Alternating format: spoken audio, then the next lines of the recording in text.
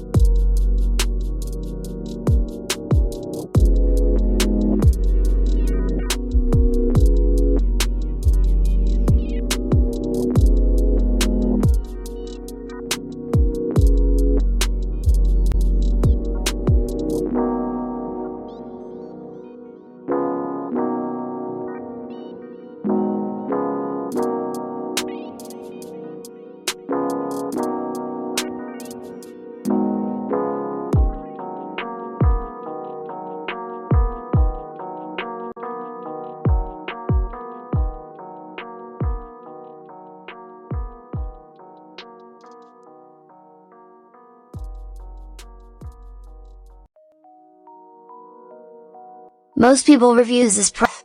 They also say this product is the price is quite good.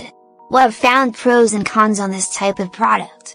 But overall, it's a supreme product and we are well recommended. When you however want to know more details on this product, so read the reports of those who have already used it.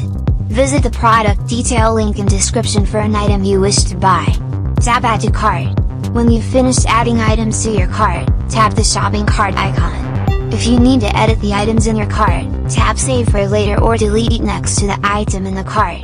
Tap Proceed.